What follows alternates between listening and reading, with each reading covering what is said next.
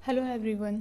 जैसा कि last video में बताया गया था, हमने लास्ट वीडियो में डिस्कस किया था पोर्टल मेथड, जो कि फ्रेम एनालिसिस के लिए हम लोग यूज़ करते हैं। ऐसी फ्रेम्स जिनमें क्या लग रहा होता है, हॉरिजॉन्टल लोड्स लग रहे होते हैं। ठीक है, ऐसी फ्रेम्स हम किस तरीके से इनको एनालिसिस करेंगे, उसके लिए अप्रॉक्सीमेट मेथड्स मैंने आपको लास्ट वीडियो में बताया था कि 3 मेथड्स हमारे पास यहाँ पर है। और वो 3 मेथड्स कौन कौन से हैं? पहला मेथड पोर्टल मेथड है, दूसरा मेथड हमारा कैंटिलीवर मेथड है, और तीसरा मेथड फैक्टर मेथड है। तो पोर्टल मेथड पर हम न्यूमेरिकल कर चुके हैं। आज हम जो बात करेंगे वो बात करेंगे कैंटिलीवर मेथड की। तो देखिए, अगर आपको याद हो थोड़ा बहुत पोर्टल मेथड, तो वहाँ हमने क्या किया था, 2 अजम्पशंस लिए थे। और वो दोनों अजम्पशंस क्या थे कि जो पॉइंट ऑफ कॉन्ट्राफ्लेक्सर जो है, पहला अजम्पशन क्या था, पॉइंट ऑफ कॉन्ट्राफ्लेक्सर के बारे में था। क्या बोला गया था कि पॉइंट ऑफ कॉन्ट्राफ्लेक्सर जो है वो mid span and mid height पे लाई करेगा, mid height and mid span पे लाई करेगा। ठीक है, ये अजम्पशन इस मेथड में भी सेम रहता है। मतलब हमारे कैंटिलीवर मेथड में भी पहला अजम्पशन क्या है कि हमारा जो पॉइंट ऑफ कॉन्ट्राफ्लेक्सर है वो mid span and mid Heights पे लाई करेगा कॉलम एंड बीम्स में। ठीक है, हमने ये मार्क कर लिया। ठीक है, फर्स्ट अजम्पशन हमने मार्क कर लिया। सेकंड अजम्पशन हमारा वहाँ पर क्या था कि हमारा जो वर्टिकल शेयर लग रहा है, सॉरी, जो हमारा शेयर यहाँ पर लग रहा है, वो जो एक्सटर्नल कॉलम्स पे शेयर आएगा, इंटरनल कॉलम्स उसका दुगना शेयर लेंगे। ठीक है, ये बात हमारी हुई थी। लेकिन यहाँ पर जो दूसरा अजम्पशन है, सेकेंड अजम्पशन क्या रहता है कि द डायरेक्ट शेयर स्ट्रेस, मतलब direct stress, axial stress in the column. ठीक है, डायरेक्ट स्ट्रेस अगर हम बोलें कि इस कॉलम में V1 डायरेक्ट स्ट्रेस आ रहा है, इस कॉलम में हम बोलें कि V2 आ रहा है, V3 एंड V4, इस तरीके से ये जो डायरेक्ट स्ट्रेस आ रहा है इसमें वो क्या रहेगा, और ये नेचर क्या है इस डायरेक्ट स्ट्रेस का, एक्सियल इन नेचर है। ठीक है, along the longitudinal axis of the column ये लग रहा है। क्या बोल रहा है, ड्यू टू हॉरिजॉन्टल फोर्स। कौन से फोर्स की वजह से? हॉरिजॉन्टल फोर्स की वजह से। वो क्या रहेगा, आर डायरेक्टली प्रोपोर्शनल टू, क्या रहेगा, V is directly proportional to its distance from the centroidal axis. अगर हम ये बोल देते हैं कि यहाँ हम क्या करेंगे, इसकी सेंट्रोइडल एक्सिस निकालेंगे। ठीक है, तो हमने इफ़ अज्यूम किया हमारी सेंट्रोइडल एक्सिस कहीं यहाँ पर है। ठीक है, उस केस में क्या बोला गया है कि जो हमारा V है वो distance from the centroidal axis के बराबर है, अगर ये हमारी मतलब प्रोपोर्शनल है, नॉट बराबर है। ये अगर हमारी x1 है तो इस तरीके से हो गया। सिमिलरली हमारे सेकेंड कॉलम से कितनी डिस्टेंस पर है centroidal axis, x2। Similarly third column की बात करें तो ये डिस्टेंस हमारी कितनी हो जाएगी, x3। और सिमिलरली फोर्थ कॉलम के लिए x4।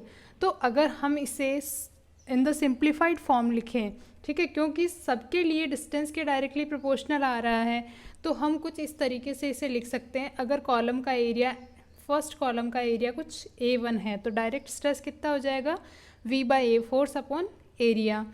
और प्रोपोर्शनल है किसके, distance from the centroidal axis कितनी है हमारी, x1।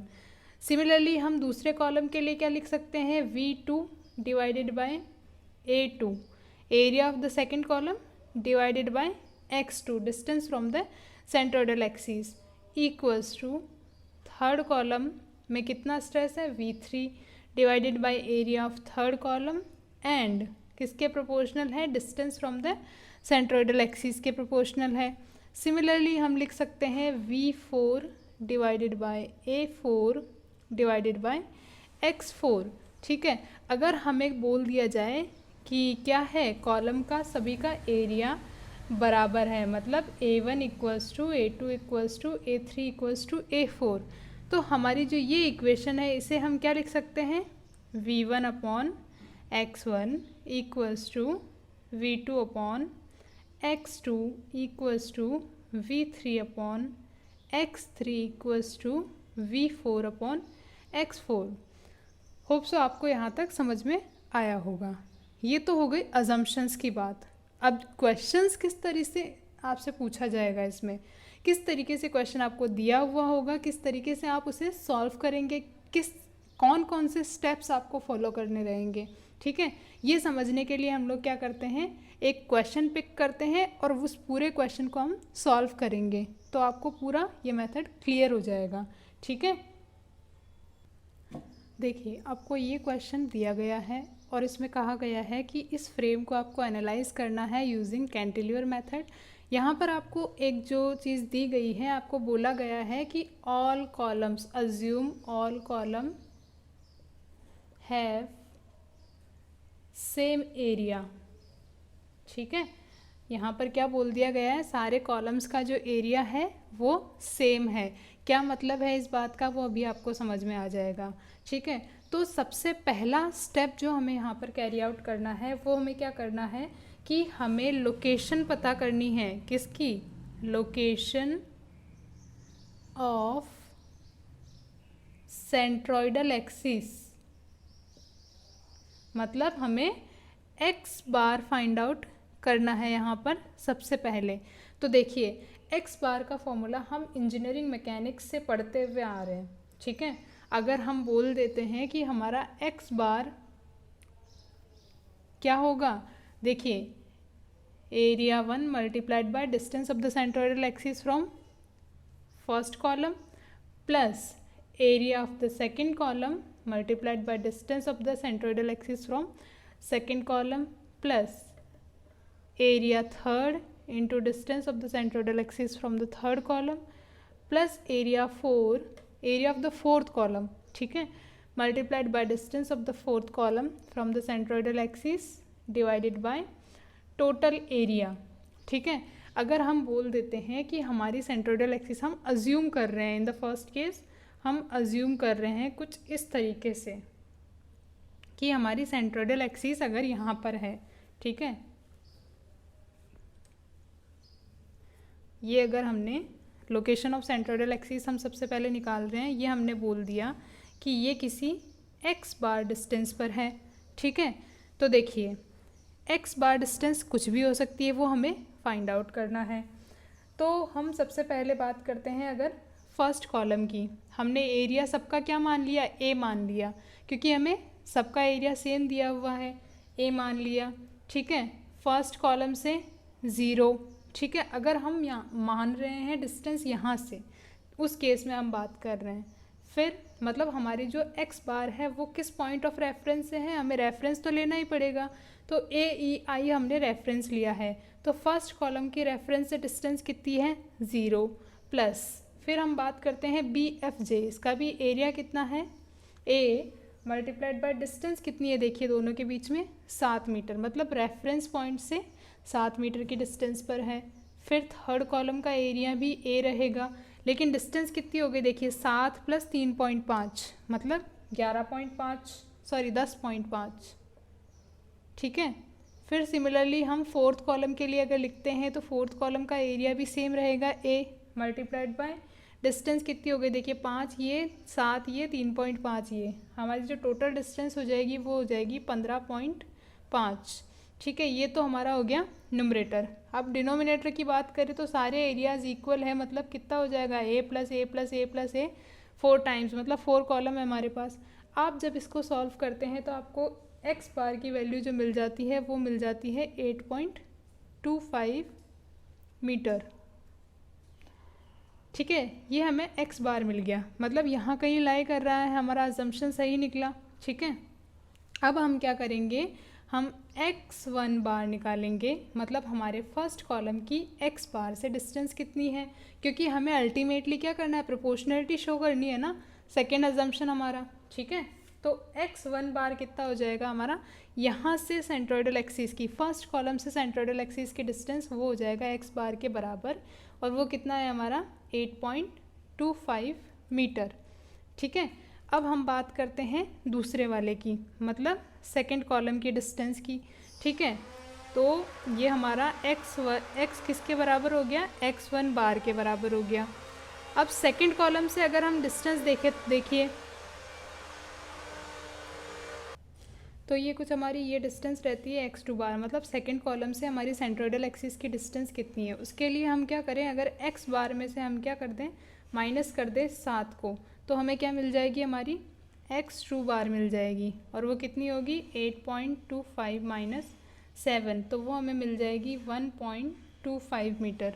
सिमिलरली हम x3 बार मतलब third column that is CGK, इसकी डिस्टेंस कितनी है हमारी सेंट्रोइडल एक्सिस के लिए, तो ये कुछ डिस्टेंस हमारी रहेगी सेंट्रोइडल एक्सिस से x3 बार। और x3 हमारा कितनी डिस्टेंस पर है, 7 + 3.5 दैट इज़ 7 + 3.5। इसमें से अगर हम ये वाली डिस्टेंस माइनस कर देते हैं दैट इज़ 8.25, तो हमें x3 बार मिल जाएगा और वो हमें कितना मिल जाएगा, 2.25 मीटर। सिमिलरली हम x4 की अगर बात करें तो 7 + 3.5 + 5, इसमें से अगर हम माइनस कर दें हमारे x बार दैट इज़ 8.25, तो हमें हमारे फोर्थ कॉलम से सेंट्रोइडल एक्सिस के बीच की डिस्टेंस कितनी है वो मिल जाती है। इस तरीके से हमने अभी तक एक काम निपटा लिया। क्या निपटा लिया, हमने सेंट्रोइडल एक्सिस की डिस्टेंस निकाली फ्रॉम द फर्स्ट कॉलम, और फिर सारे कॉलम्स की सेंट्रोइडल एक्सिस से कितनी कितनी डिस्टेंस है, दैट इज़ देखिए ये हमारी x4 बार रहेगी, ठीक है, वो हमने कैलकुलेट कर ली। अब हमें क्या करना है, अब हमें हमारा सेकेंड अजम्पशन यहाँ पर अप्लाई करना है।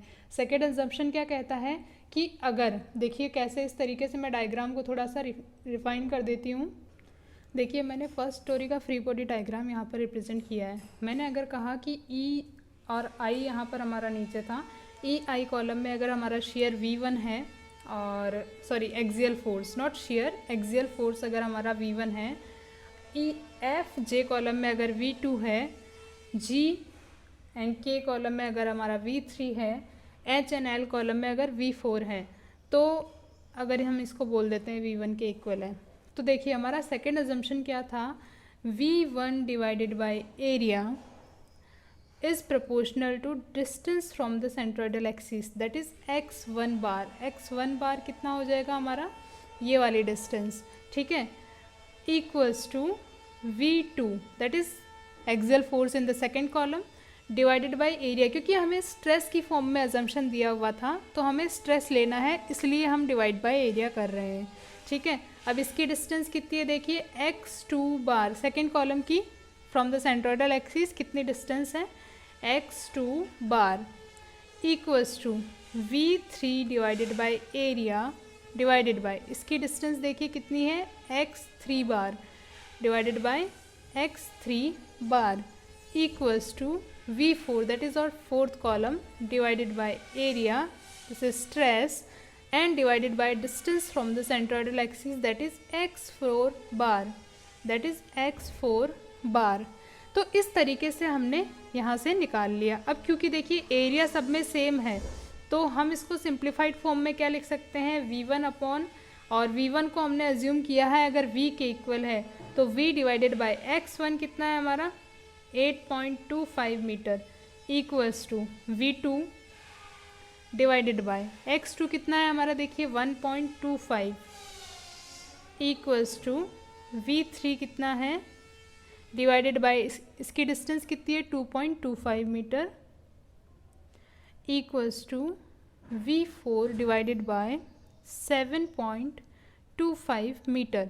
अब देखिए इसका फ़ायदा क्या है, अब हम क्या करेंगे, सारे जो हमारे एक्सियल फोर्सेस हैं उनको रिप्रेजेंट कर लेंगे V की फॉर्म में। किस तरीके से हम क्वेश्चन में आगे बढ़ रहे हैं, स्टेप बाय स्टेप आपको समझ में आता जाना चाहिए।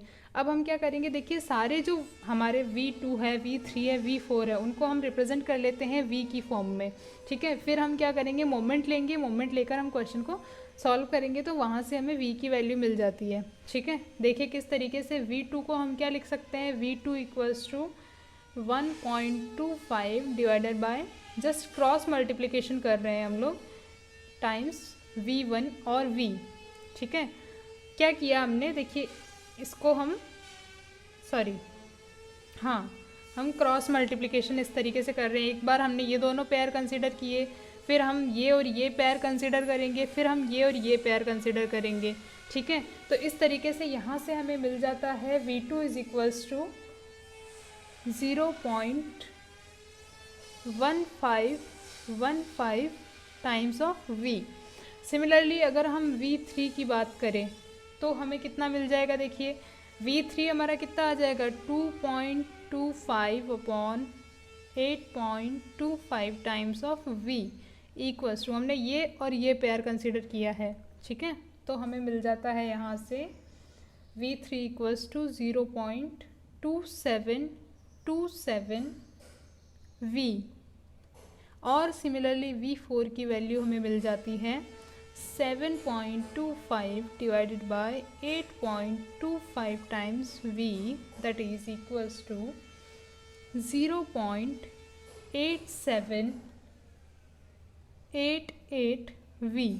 देखिए ये हमें मिल जाता है। अब देखिए यहाँ एक अजम्पशन हम अपनी तरफ से लेते हैं कि जो हमारी सेक्शन आया है, जो हमारी सेंट्रोइडल एक्सिस आई है, उसके जो राइट वर्ड, या इसको हम बोल सकते हैं विंडवर्ड साइड और लीवर्ड साइड, मतलब जिस तरफ से फोर्स लग रहा है वो हमारी होगी विंडवर्ड साइड, और जिस तरफ से जो फोर्स लग रहा है उसके अपोजिट डायरेक्शन वाली साइड को हम बोलते हैं लीवर्ड साइड। तो हम यहाँ पर क्या अज्यूम करते हैं कि हमारे सेंट्रोइडल एक्सिस के जो लेफ्टवर्ड साइड में एक्सियल फोर्सेस है वो डाउनवर्ड एक्ट कर रहे हैं, जबकि हमारे जो राइटवर्ड फोर्सेस है वो अपवर्ड एक्ट कर रहे हैं। तो यहाँ देखिए हमारी डायरेक्शन क्या हो जाएगी, ये हमारा एक्ट कर रहा है डाउनवर्ड, ये हमारा एक्ट कर रहा है अपवर्ड, सिमिलरली ये भी एक्ट कर रहा है अपवर्ड। तो यहाँ देखिए हमारा सेकेंड अजम्पशन काम आया, हमने सारे जो हमारे एक्सियल फोर्सेस हैं उनको एक सिंगल टर्म में रिप्रेजेंट कर लिया, that is in the form of v। अब हमें क्या करना है, अब हमें इनकी वैल्यूज़ कैलकुलेट करनी है। तो उसके लिए हम क्या करेंगे, सारे जो फोर्सेस हैं हमारे उनका हम क्या करते हैं, यहाँ पॉइंट ऑफ कॉन्ट्राफ्लेक्सर पर जो हमने मिड पॉइंट्स पर अज्यूम किए थे, इसे हम बोल देते हैं एन पॉइंट। यहाँ पर हम क्या करते हैं, और ये कहाँ पर होगा, देखिए 3.5 अगर टोटल स्टोरी हाइट है तो अगर हम हाफ पे अज्यूम कर रहे हैं तो ये कितना हो जाएगा 3.5 का हाफ, सॉरी 3.5। अब देखिए हमने क्या किया था, हमारा फर्स्ट अजम्पशन यहाँ पर काम आएगा। हमने क्या बोला था कि हमारे जो पॉइंट ऑफ कॉन्ट्राफ्लेक्सर है वो किसी मिड हाइट पर लाई करेंगे। इस तरीके से हमारा ये फ्रेम दिया हुआ था हमें, और हमने बोला कि यहाँ मिड हाइट पे इनके पॉइंट ऑफ कॉन्ट्राफ्लेक्सर लाई करेंगे। तो ये अजम्पशन हमारे देखो यहाँ काम आएगा। अब हमने क्या किया है, अभी यहाँ पर हमने क्या कर रखा है, इसको यहाँ से कट कर रखा है, तो आपको ये पोर्शन विजिबल नहीं है, आपको सिर्फ इसके ऊपर का पोर्शन ही विजिबल है।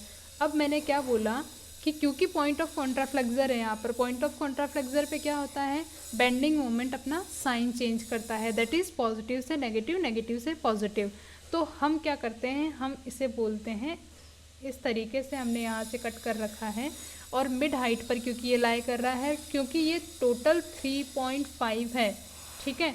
तो जब हम इसको हाफ में डिवाइड करते हैं यहाँ तक, तो हमें कितना मिल जाता है 1.75, और इस तरीके से हमने ये यहाँ पर रिप्रेजेंट कर रखा है, ठीक है। तो यहाँ मैं आपको बोल रही हूँ कि यहाँ हम मोमेंट लेंगे और उसको इक्वेट टू 0 कर देंगे सारे फोर्स, ठीक है। तो हम मोमेंट लेते हैं, ठीक है, और तो आपको समझ में आ गया होगा कि यहाँ पर हमारा एन पॉइंट कैसे आया और उस पर हम मोमेंट कैसे ले रहे हैं, ठीक है। अब हमारे पास फोर्सेस कितने, देखिए ये 120 किलो न्यूटन हमारे पास है, ये 180 किलो न्यूटन हमारे पास है, ये V1, V2, V3 and V4 है। इनका हम एन पॉइंट पर मोमेंट ले रहे हैं, और एन पॉइंट कहाँ पर है, पॉइंट ऑफ कॉन्ट्राफ्लेक्सर 1.75 मीटर कैसे आया वो मैं आपको एक्सप्लेन कर चुकी हूँ। अब देखिए मोमेंट जब हम लोग लेते हैं तो सबसे पहले हम देखते हैं फर्स्ट फोर्स हमारे पास है 120 किलो न्यूटन का। इस 120 किलो न्यूटन की वजह से इस पॉइंट पर कितना मोमेंट आएगा, देखिए मोमेंट क्या होता है, फोर्स इनटू परपेंडिकुलर डिस्टेंस। एक बार मैं इसको इरेज कर देती हूँ ताकि हम पूरी इक्वेशन एक साथ लिख पाएँ, ठीक है। हम लिख रहे हैं moment at point n equals to 0, ठीक है, इक्वल्स टू 0 कर देना है हमें मोमेंट को। तो सबसे पहला हमारे पास यहाँ पर फोर्स जो है वो है 120 किलो न्यूटन, और परपेंडिकुलर डिस्टेंस हमारे पास कितनी है 3.5 प्लस 1.75, ठीक है। तो क्या हो जाएगी ये 120 इंटू 3.5 प्लस 1.75। आप किसी को भी एक को पॉजिटिव एक को नेगेटिव अज्यूम कर लीजिए, हमने क्लॉकवाइज को पॉजिटिव अज्यूम किया है यहाँ पे, ठीक है। उसके बाद देखिए आपके पास 180 किलो न्यूटन का लोड है और उसकी परपेंडिकुलर डिस्टेंस कितनी है, ये वाली उसकी परपेंडिकुलर डिस्टेंस है, तो प्लस 180, डायरेक्शन सेम है, किस तरीके से है वो आपको पता है, परपेंडिकुलर डिस्टेंस है 1.75।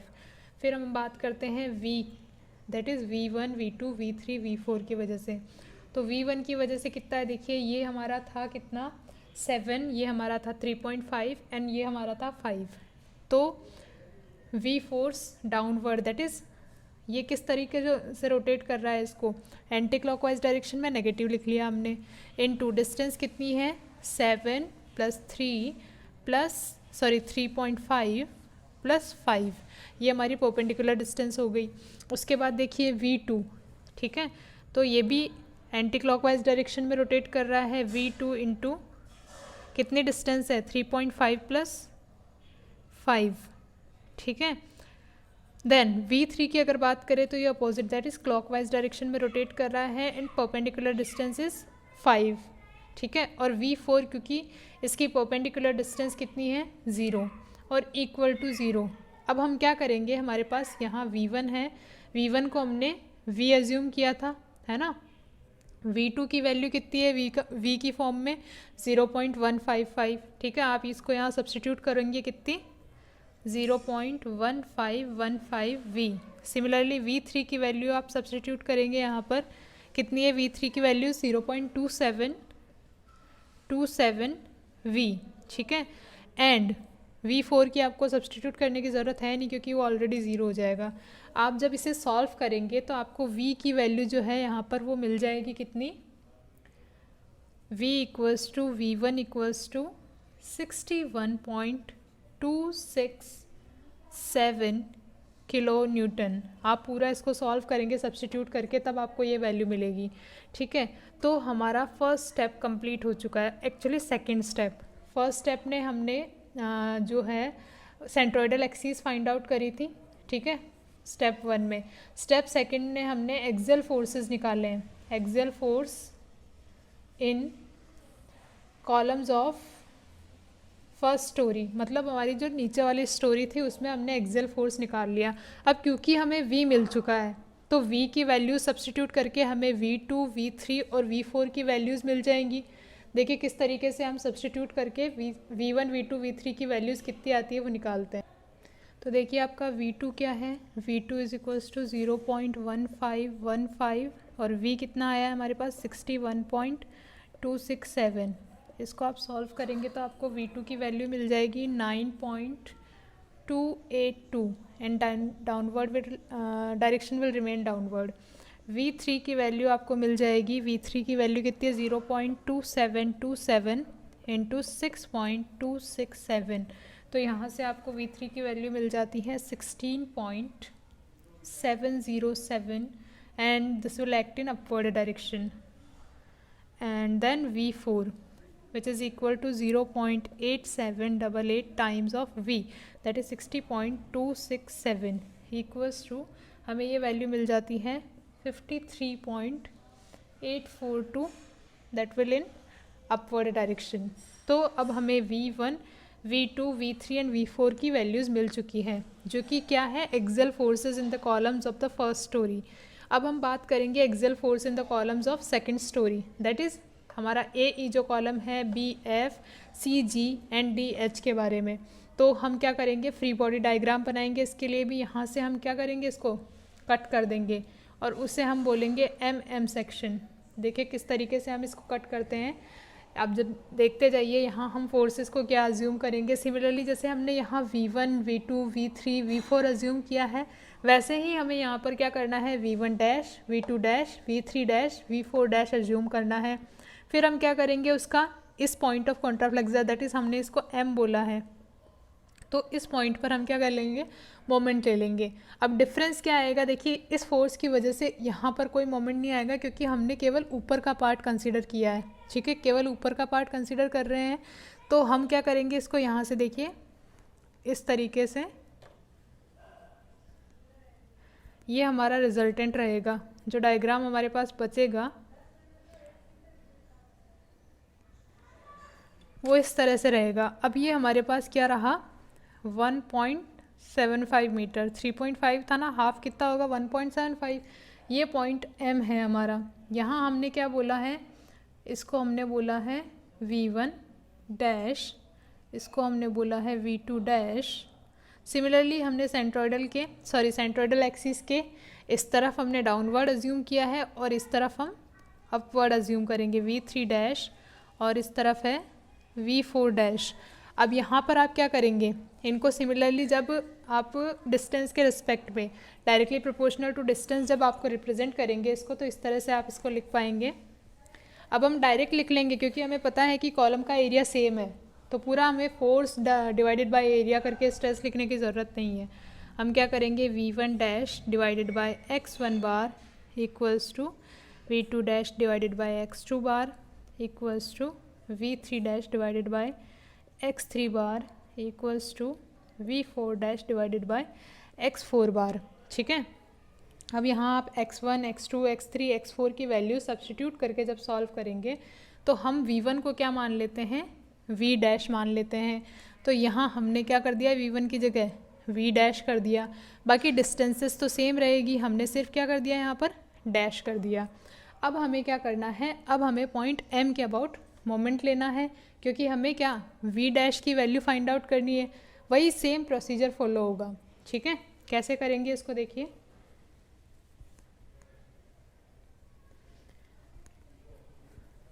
Summation of moment about M, that is contraflexure point. ठीक है, तो सबसे पहले हमारे पास 120 किलो न्यूटन है एंड 120 किलो न्यूटन की परपेंडिकुलर डिस्टेंस कितनी है 1.75 and that will rotate the point in clockwise direction. Clockwise को हम पॉजिटिव ले रहे हैं। फिर अगर V1 डैश की बात करें जिसको हमने V डैश के इक्वल माना है, तो V dash multiplied by distance हमारी कितनी हो जाएगी, यहाँ से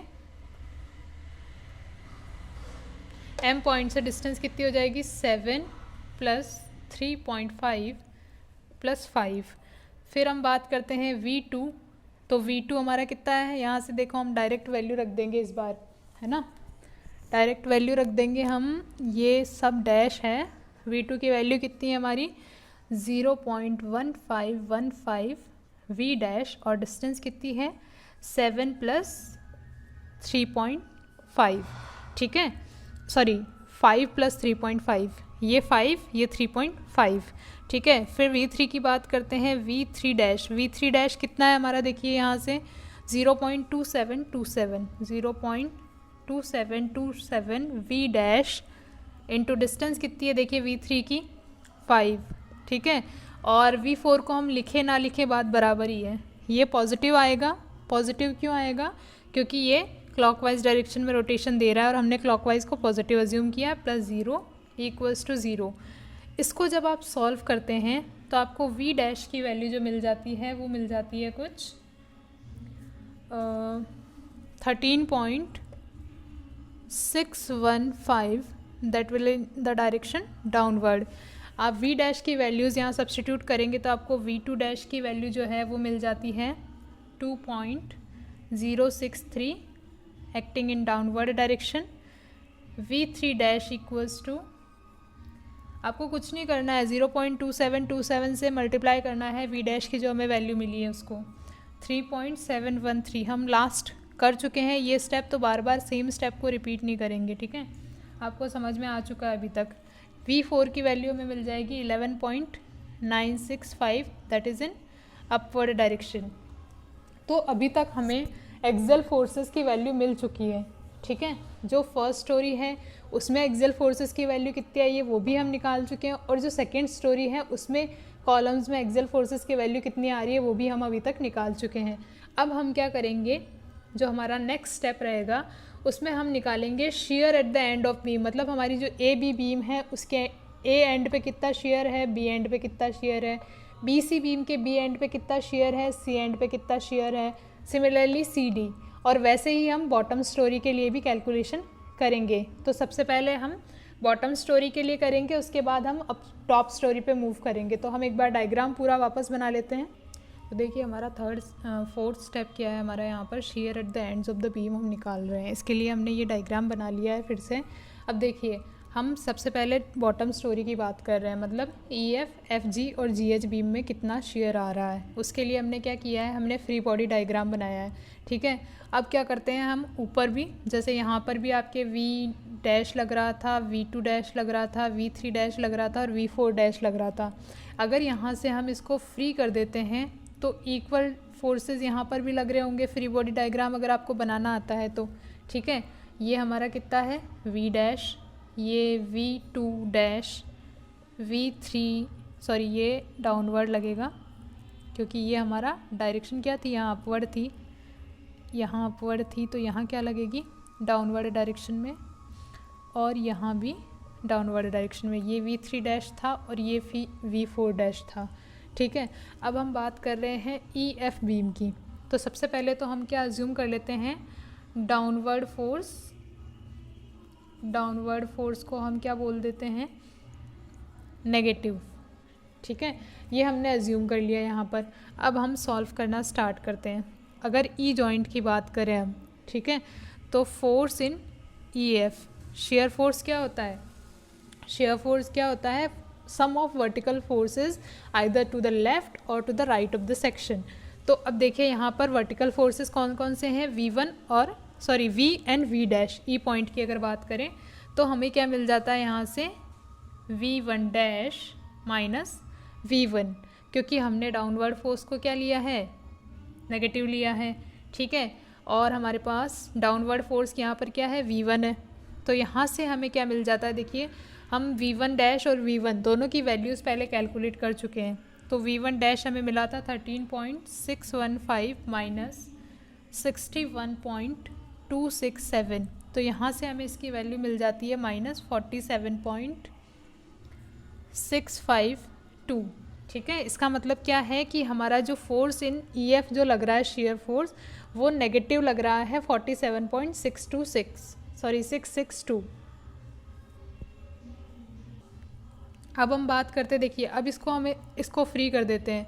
यहाँ अगर हमने बोला कि हमारा 47.652 का डाउनवर्ड फोर्स लग रहा है, तो यहाँ भी हम इसको लगाना पड़ेगा। ये अगर 47 है तो यहाँ भी 47 आ रहा होगा। अब हम F पॉइंट की बात करते हैं, मतलब F force in the FG beam कितना आएगा, माइनस 47.652, क्योंकि हम left word of the section देख रहे हैं, ठीक है। हम केवल यहाँ से देख रहे हैं, इसके इधर, तो 47.652, तो ये प्लस और कितना आएगा 2.063, ये कौन सा है, ये हमारा है V2' और माइनस 9.282, ये क्या है हमारा V3 है, सॉरी V2 है, क्योंकि ये डाउनवर्ड एक्ट कर रहा है और हमने डाउनवर्ड को नेगेटिव लिया है। इस तरीके से आप जब इसको सॉल्व करेंगे तो आपको मिल जाता है माइनस 54.871 और किलो न्यूटन इनकी यूनिट्स रहेंगी। अब हम बात करते हैं बीम। नेक्स्ट हमारी जो बीम है वो रहेगी, कौन सी रहेगी बताइए, force in the beam of GH। इसके लिए हम G पॉइंट को कंसिडर कर रहे हैं, वही अब हमने यहाँ से कट कर दिया सेक्शन को। अब आपको समझ में आ जाना चाहिए कि हमारा ये ऐड क्यों होता जा रहा है, आइदर टू द लेफ्ट और to the right of the section हम अज्यूम करते हैं। फिर हमारा ये नेगेटिव रहेगा V3' की वैल्यू हमें मिल गई थी 3.713 प्लस V3, और वो कितना है हमारा 16.707। इसको आप सॉल्व करेंगे तो आपको मिल जाएगा माइनस 41.877 किलो न्यूटन। तो देखिए हम जो हमारा डाउन स्टोरी है, बॉटम स्टोरी है, उसके एक्सियल शेयर निकाल चुके, सॉरी एक्सियल फोर्स निकाल चुके हैं कॉलम में, और शेयर फोर्स निकाल चुके हैं बीम में।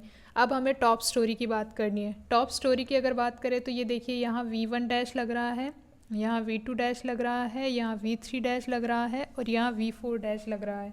तो हमारा force in the beam AB कितना हो जाएगा बताइए, डाउनवर्ड को हमने नेगेटिव लिया है और माइनस V1', और वो किसके बराबर है, V' के बराबर है। और उसकी वैल्यू हमें कितनी मिल चुकी है, हम पहले सॉल्व कर चुके हैं, अगर आपने नोट डाउन किया है तो या स्क्रीनशॉट लिया है तो, माइनस 13.615 किलो न्यूटन, ठीक है। Similarly force in the beam BC निकालना है हमें, तो हम क्या करेंगे, यहाँ से सिमिलरली जैसे सेक्शन हमने यहाँ कट किया है वहाँ वैसे यहाँ भी तो करना पड़ेगा। यहाँ से कट किया, बी पॉइंट को ऑब्जर्व किया तो हमें क्या पता चला, ये कितना आ जाएगा हमारे पास -13.615 माइनस, क्योंकि ये भी डाउनवर्ड ही एक्ट कर रहा है, पहले वाला भी डाउनवर्ड था और ये भी डाउनवर्ड है, ठीक है, तो दोनों नेगेटिव हो जाएंगे। 2.063, इसको आप सॉल्व करेंगे तो आपको कितना मिल जाएगा, force in the B C -15.678 kilo newton. Similarly हम बात करते हैं सी डी बीम की, तो सी डी बीम में हमें कितना मिल जाएगा माइनस, बार बार फ्री बॉडी डायग्राम जब बनाने की ज़रूरत नहीं पड़नी चाहिए, आपको समझ में आ जाना चाहिए। अब यहाँ से कट कर रहे हैं हम लोग 678, और V3 किस डायरेक्शन में एक्ट कर रहा है, अपवर्ड तो पॉजिटिव, ठीक है, और V3 की वैल्यू क्या आई थी हमारे पास, V3 डैश की, सॉरी 3.713, तो यहाँ से हमें इसकी वैल्यू मिल जाती है -11.965 किलो न्यूटन, ठीक है। तो अब हम क्या कर चुके हैं, हम एक्सियल फोर्स निकाल चुके हैं, ठीक है, कॉलम मेंबर्स में, शेयर फोर्स निकाल चुके हैं बीम मेंबर्स में। अब हमारा जो इसका फाइनल स्टेप रहेगा वो रहेगा हमें बीम के एंड्स पर मोमेंट निकालने हैं और कॉलम के एंड्स पर मोमेंट निकालने हैं, ठीक है। तो हमारा 5th स्टेप की तरफ मूव करेंगे। नेक्स्ट हम 5th स्टेप क्या रहेगा, moment at the ends of beam, moment, इसको मैं एक बार रब कर लेती हूँ, ठीक है। तो अब देखते हैं हम moment of the end of beam कैसे निकालेंगे। ये हम अभी तक निकाल चुके हैं, वही मैंने थोड़ा क्लियर फॉर्म में लिख दिया है। अब हम moment at the ends of beam निकालते हैं। तो सबसे पहले हम फर्स्ट स्टोरी की बात करते हैं, फर्स्ट फ्लोर की बात करते हैं, मतलब EF FG GH।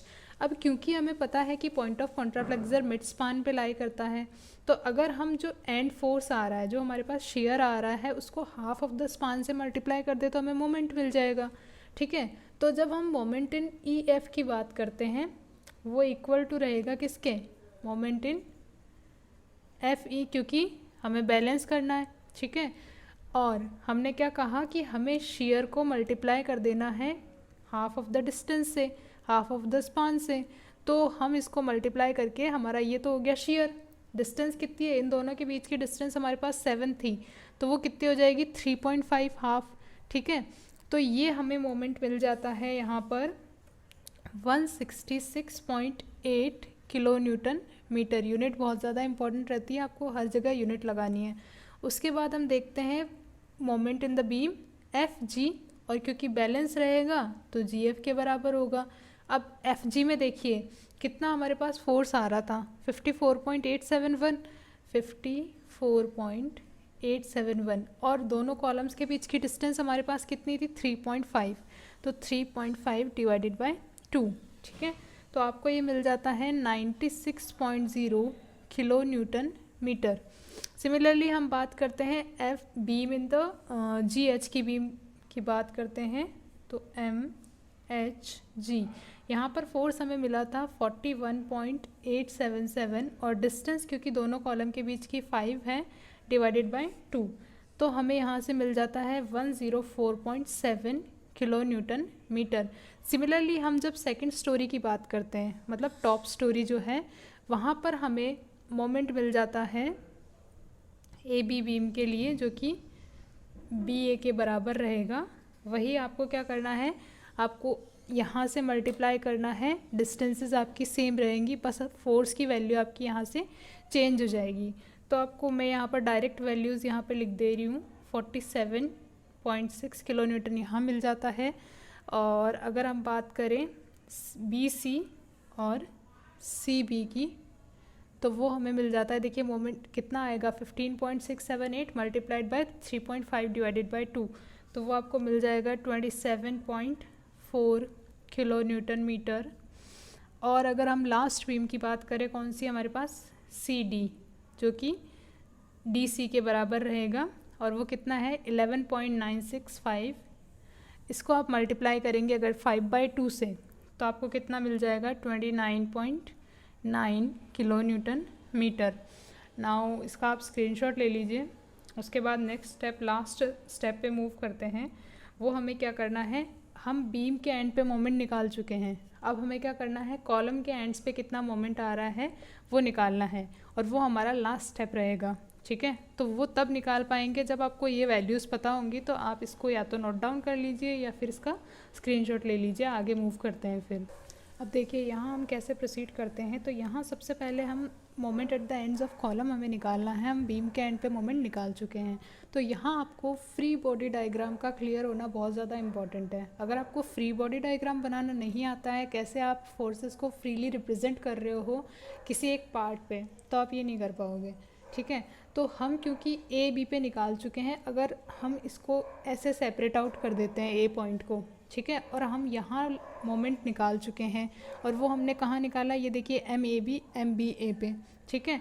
तो यहाँ जितना लोड मोमेंट लग रहा है उतना ही अपोजिट डायरेक्शन में यहाँ लगना चाहिए, तभी ये बैलेंस हो पाएगा, ठीक है। तो टॉप स्टोरी की अगर हम बात करते हैं, मतलब सेकंड स्टोरी की पहले अगर हम बात करते हैं, तो हमारा मोमेंट इन ए ई, वही बैलेंसिंग वाला कॉन्सेप्ट लग के ए के बराबर होगा, और वो किसके बराबर हो जाएगा, मोमेंट इन ए बी के बराबर, और उसकी वैल्यू हमारे पास कितनी है 47.6 किलो न्यूटन मीटर, ठीक है। सिमिलरली अगर हम बी एफ कॉलम की बात करते हैं, इसको हम फ्री कर देते हैं, फ्री कर देते हैं मतलब यहाँ से हटा देते हैं। तो देखिए ये मोमेंट यहाँ लग रहा है, इसी तरह यहाँ मोमेंट लग रहा है, इसको बैलेंस करना है तो इसके अपोजिट डायरेक्शन में मोमेंट यहाँ लगना पड़ेगा, ठीक है। तो मोमेंट इन बी एफ किसके इक्वल हो जाएगा, moment in B A plus moment in B C, और ये दोनों वैल्यूज़ हम निकाल चुके हैं, ठीक है। आप इसको जब सब्स्टिट्यूट करके यहाँ वैल्यू फाइंड आउट करोगे तो आपको मिल जाएगा 75 kilo newton metre. Similarly B F किसके इक्वल होगा, एम एफ बी के, ठीक है। ये चीज़ आपको क्लियर होनी चाहिए। फिर हम बात करते हैं अगर सी जी की, तो ये सेम आपको इसको क्या कर देना है, फ्री कर देना है। फ्री कर देना है तो यहाँ इतना मोमेंट लग रहा था अगर, तो यहाँ इसके अपोजिट डायरेक्शन में मोमेंट लगेगा। तो आपका जो एम सी जी है, जो कि एम जी सी के इक्वल रहेगा, वो आपको कितना मिल जाता है, M C B plus M C D, ठीक है। आप जब इसको सॉल्व करोगे तो आपको वैल्यू मिल जाएगी कितनी, 57.3 किलो न्यूटन मीटर, ठीक है। इसी तरह से हम प्रोसीड करते हैं आगे। अगर कौन सा कॉलम बचा हमारा, डी एच, ठीक है।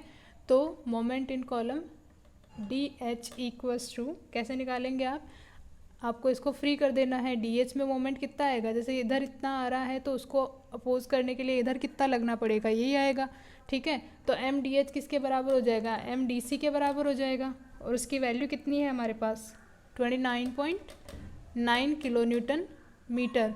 और क्योंकि एम डी एच को बैलेंस करना है तो एम एच डी को इसके बराबर होना पड़ेगा, ठीक है। होप सो आपको क्लियर हो रहा होगा चीज़ें, ठीक है। फिर देखिए हमने यहाँ इतना मोमेंट लगाया, अब हम बॉटम स्टोरी की बात करते हैं। मतलब हम ई आई एफ जे जी के और एच एल की बात अब करेंगे। कैसे निकालेंगे इसको देखिए, मैं आपको एक एग्जांपल से समझा देती हूँ। जैसे हम ई आई की अगर बात कर रहे हैं, यहाँ पर कुछ फोर्स मोमेंट लग रहा है, यहाँ पे कुछ मोमेंट लग रहा है, यहाँ पे कुछ मोमेंट लग रहा है। आपको यहाँ पर इक्विलिब्रियम लिखना है, ठीक है। इक्विलिब्रियम जब आप लिखेंगे, बॉटम स्टोरी की बात कर रहे हैं, तो आप क्या लिखेंगे कि moment in E I will be equal, sorry, moment in E I plus moment in E A will be equal to moment in E F, ठीक है। अब जब ये इक्वेशन लिख के आप सब्स्टिट्यूट करके सॉल्व करेंगे तो आपको एम ई आई की वैल्यू यहाँ पर कितनी मिल जाएगी, M E I equals to 119.2, यह आपको वैल्यू मिल जाती है, ठीक है। और जितना एम ई आई आएगा उतना ही आपका एम आई ई आएगा। ये चीज़ अब तक तो क्लियर हो जानी चाहिए। फिर हम बात करते हैं अगर एफ जे पॉइंट की, तो आपको क्या करना है, एफ पॉइंट को फ्री कर देना है। अब देखिए जितना बीम का मोमेंट का सम होगा उतना ही आपका कॉलम का मोमेंट का सम होगा। इसको इजी लैंग्वेज में आप ऐसे समझ लीजिए, ठीक है, क्वेश्चन को सॉल्व करने के अकॉर्डिंग। तो हमारा M F E plus M F G equals to किसके हो जाएगा, M F B plus M F J K. तो यहाँ से आप एम एफ जे निकाल सकते हैं क्योंकि बाकी सारी वैल्यूज़ आपको नोन है, ठीक है। और आपको एम एफ जे की वैल्यू कितनी मिल जाती है यहाँ से, वो आपको मिल जाती है 187.2 किलो न्यूटन। सिमिलरली आपको एम जी के की वैल्यू कितनी मिल जाती है, मैं डायरेक्ट वैल्यू यहाँ पर आपको बता रही हूँ क्योंकि क्वेश्चन काफ़ी टाइम कंज्यूमिंग है ये, तो पूरा हम करने बैठेंगे तो घंटा भर इसमें अपना निकल जाएगा। ठीक है, 143, वही आपको इस पॉइंट को फ्री करना है, बीम कॉलम इक्विलिब्रियम लगाना है। ठीक है, उसके बाद आप क्या करेंगे, एम अब जी के का के जी के बराबर होगा, है ना, बैलेंसिंग, तो ये आपको 143 मिल गया। लास्ट हमारा बचता है एम एच एल, वो वैल्यू बराबर होगी एल एच के, और ये हमें मिल जाती है 74.8 किलो न्यूटन मीटर।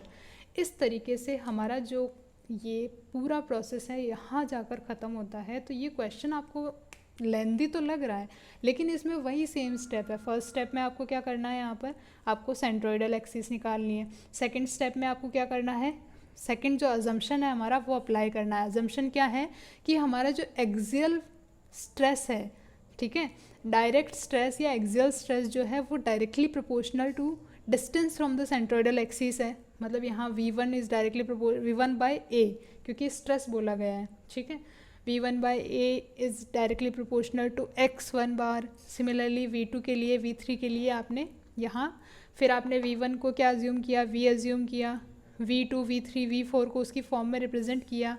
फिर हमने क्या किया, पॉइंट ऑफ कॉन्ट्राफ्लेक्सर पर मोमेंट ले लिया, जिससे हमें V की वैल्यू मिल गई।